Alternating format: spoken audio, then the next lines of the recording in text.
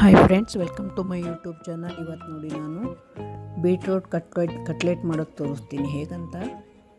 ಮೊದಲು 2 ಬೀಟ್ರೂಟ್ ಸಣ್ಣಗೆ ತುರ್ಕೋಬೇಕು. ಆಮೇಲೆ ಅದಕ್ಕೆ ಒಂದು ಸಣ್ಣಗೆ ಈರುಳ್ಳಿ ಹೆಚ್ಚಾಕಬೇಕು ಆಮೇಲೆ 2 ಹಸಿಮೆಣಸಿನ್ಕಾಯಿ, ಆಮೇಲೆ ಕೊತ್ತಂಬರಿ, ಧನಿಯಾ ಪೌಡರ್ ಎಲ್ಲ ಸೇರಿಸಿ ಮಿಕ್ಸ್ ಮಾಡಿ ಈಗ ಕಾರ್ನ್ ಫ್ಲೋರಲ್ಲಿ ಅದ್ದಿ ಸ್ವಲ್ಪ ಬಿಲ್ಲೆ ಸಣ್ಣ ಚಿಕ್ಕದಾಗಿ ತಟ್ಟಿ ಹಂಚ ಮೇಲೆ ಹಾಕಿ ಸುಡಬೇಕು.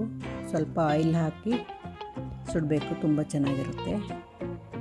ನೋಡಿ, ನಾವು ಒಂದು ಸಲ ಮಾಡಿದ್ದೀವಿ ನೋಡಿ ಎಷ್ಟು ಚೆನ್ನಾಗಾಗಿದೆ. ಈ ಬೀಟ್ರೂಟ್ ಕಟ್ಲೆಟನ್ನು ಚಪಾತಿಲಿ ಒಂದು ಚಪಾತಿ ಮಾಡಿರ್ತೀವಲ್ಲ, ಚಪಾತಿಲಿ ಇಟ್ಟು ಮೇಲೆ ಒಂದು 2-3 ಪೀಸ್ ಈರುಳ್ಳಿ ಉದ್ದುದ್ದಕ್ಕೆ ಹೆಚ್ಕೊಂಡಿರ್ಬೇಕು. ಒಂದು ಈರುಳ್ಳಿ ಮೊದಲೇ ರೆಡಿ ಮಾಡ್ಕೊಂಡಿರ್ಬೇಕು. ಅದನ್ನು ಒಂದು 2-3 ಪೀಸ್ ಹಾಕಿ ಅದನ್ನು ರೋಲ್ ಮಾಡಿ ತಿಂದರೆ ತುಂಬ ಚೆನ್ನಾಗಿರುತ್ತೆ. ಅಥವಾ ಹಾಗೇನೂ ತಿನ್ಬೋದು ಸಾಸ್ ಹಾಕ್ಕೊಂಡು. ನೋಡಿ, ಈಗ ಮಾಡ್ತಾಯಿದ್ದೀವಿ ನೋಡಿ. ಕಾರ್ನ್ ಫ್ಲೋರು ಹಚ್ಚಿ ಸ್ವಲ್ಪ ತಟ್ಟಿ ಕಟ್ಲೆಟ್ ಮಾಡ್ತಾಯಿದ್ದೀವಿ.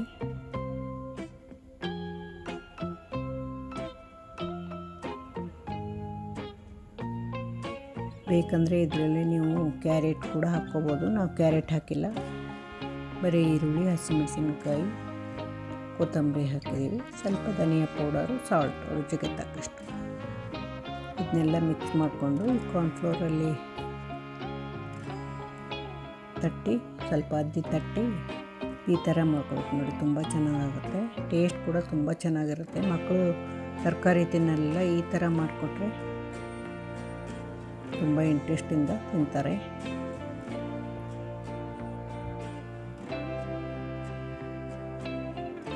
ಮೊಸರು ಜೊತೆ ಕೂಡ ತಿನ್ಬೋದು.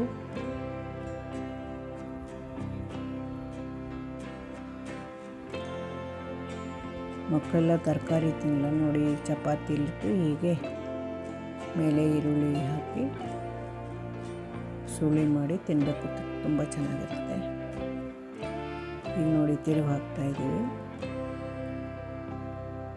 ಒಂದು ಕಡೆ ಸುಟ್ಟ ಮೇಲೆ ತಿರುವು ಹಾಕಿ ಇನ್ನೊಂದು ಕಡೆ ಸುಡಬೇಕು.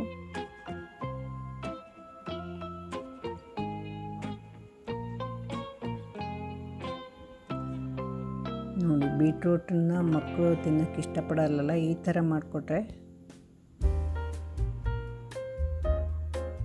ತಿಂತಾರೆ. ನೀವು ಮಾಡಿ ನೋಡಿ ಫ್ರೆಂಡ್ಸ್. ಹಾಗೆ ನನ್ನ ಚಾನಲ್ನ ಸಬ್ಸ್ಕ್ರೈಬ್ ಮಾಡ್ಕೊಳ್ಳಿ.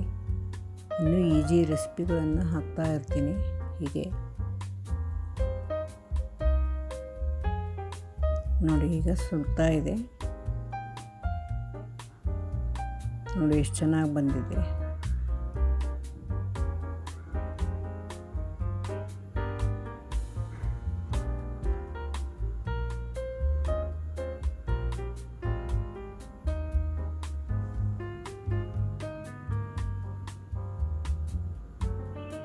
ಬೀಟ್ರೂಟು ಹಾಕಿರೋದ್ರಿಂದ ಸ್ವಲ್ಪ ಮೆತ್ತಗೆ ಬರುತ್ತೆ, ತುಂಬ ಮೃದುವಾಗಿ ಬರುತ್ತೆ ಕಟ್ಲೆಟು.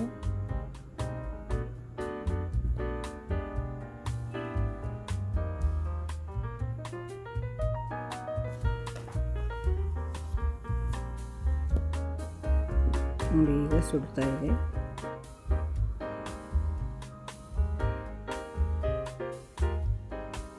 ನೋಡಿ, ಈ ರೀತಿ ಮಾಡಿ. ಹಾಗೆ ನನ್ನ ಚಾನಲನ್ನು ಸಬ್ಸ್ಕ್ರೈಬ್ ಮಾಡ್ಕೊಳ್ಳಿ ಪ್ಲೀಸ್. ಇದುವರೆಗೂ ನನ್ನ ವಿಡಿಯೋ ನೋಡಿದ್ದಕ್ಕೆ ಥ್ಯಾಂಕ್ ಯು ವೆರಿ ಮಚ್.